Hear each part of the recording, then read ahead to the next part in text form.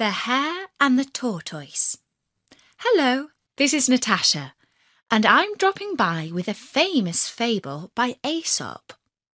It's about a race between a hare and a tortoise. You may have heard the story before, but you probably haven't heard it told by the hare.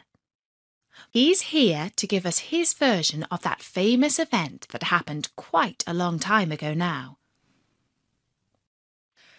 Hello, my name is Speedy, and for a good reason. I've got long legs and I can really go. You can catch me if you can, but I don't think you will. In a race, I come first, always. I never lose. Well, all right. There was that one time that I took the silver medal, but it only ever happened once. It's so unfair that people keep going on about it. I blame that Aesop. He's the one who wrote it all down. It happened in March, and that's the time of year that we hares go a bit crazy, you know. Look, I'll tell you what happened, just so you understand that it wasn't really my fault. It could have happened to anyone. Do you know that old tortoise who lives in the next field? He's so slow that the first time I saw him, I thought he was a rock. In fact, I've seen rocks that move faster than he can. His head looks like, well, a cabbage, and his feet look like Brussels sprouts. Quite frankly, he's a ridiculous creature. One day, I was leaping around the fields, and he was just watching me and nodding that cabbage-like head of his.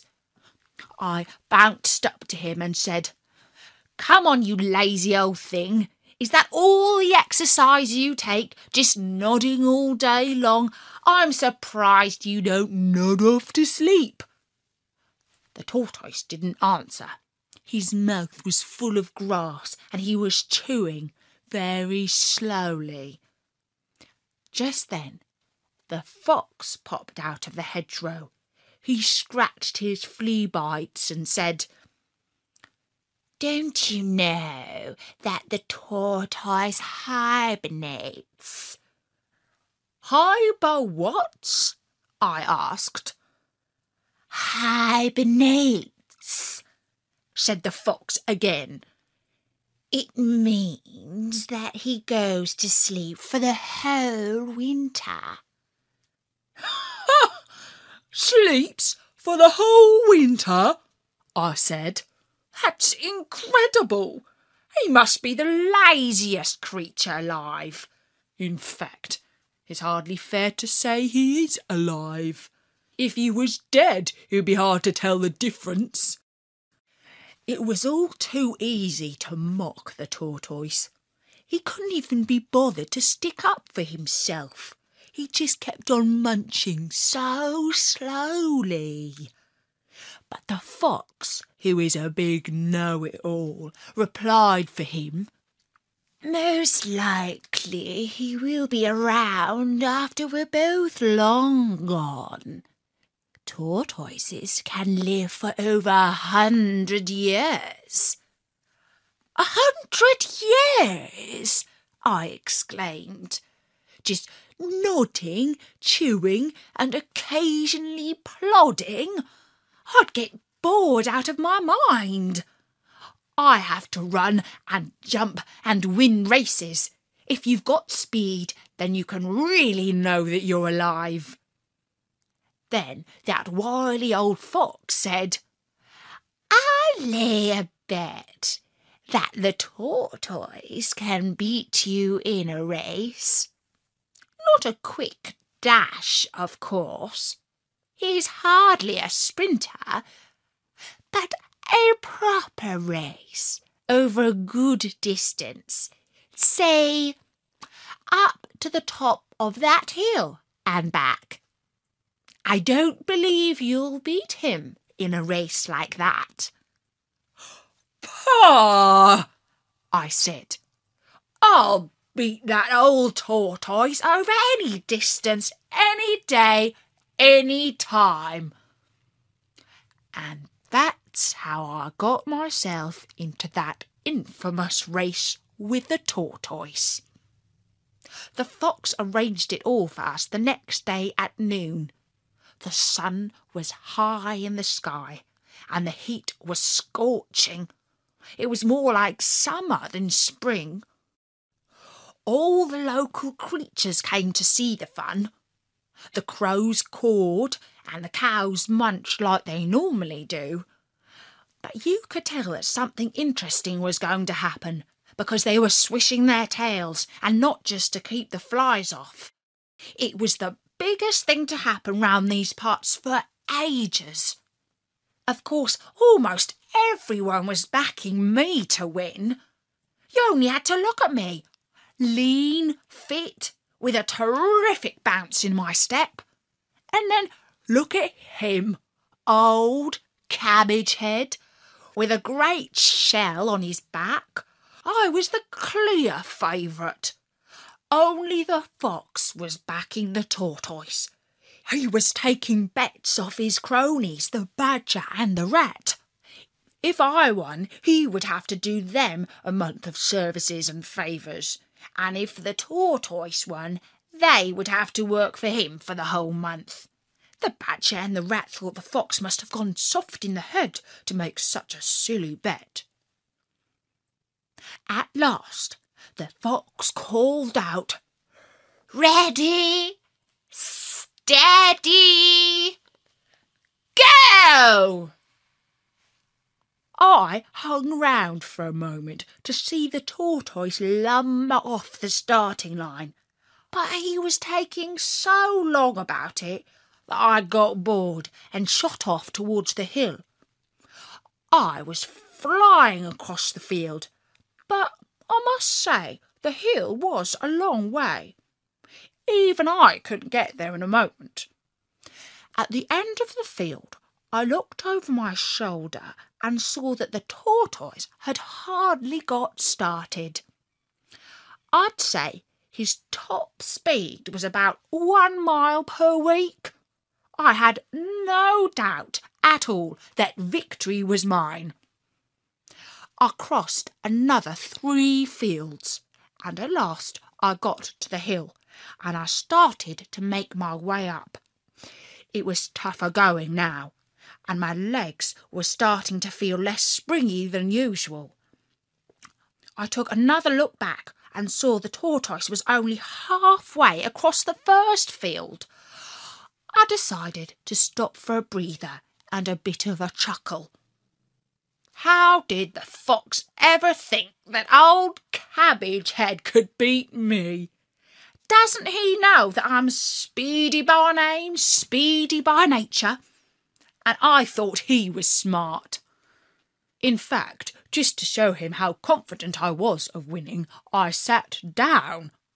"Give the old lumber along a sporting chance," I said to myself. "And when he gets near, I'll dash off again. That will make the race more entertaining." And so I stretched out and chewed on a long piece of juicy grass. I knew one of the beady-eyed crows would see me and report back to the crowd how I was so far ahead that I could afford to take things easy. In fact, I thought it wouldn't do any harm just to close my eyes for a moment or two. My eyelids certainly were feeling a bit heavy after running up a hill under a hot sun. In fact, I thought that 40 winks would refresh me, and I would set off all the faster when I got going again. And oh, how pleasant it was to lie down on such a glorious day. The grasshoppers were singing, and the breeze was rustling ever so gently in the trees. Soon I was dreaming of victory. They will be talking about this on the farm for weeks. But dear, dear, dear me, I must have well and truly dozed off, because when I woke up, I shivered. The sun was going down and the air was a bit cooler. For a moment, I couldn't remember where I was. And then I recalled the race. I stood up and scanned the hill below for sight of the tortoise. Perhaps he had just done the logical thing and given up and gone back home.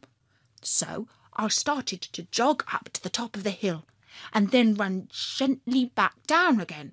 Still no sight of my rival. It was almost dark when I got back to the farm gate and the finishing line. The cows had gone off to be milked. Only the fox, the badger and the rat were waiting for me. "Hello, guys," I said. "What's my prize?" "What's your prize?"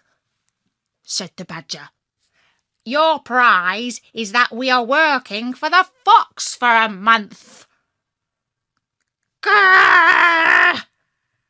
said the rat, really quite angrily.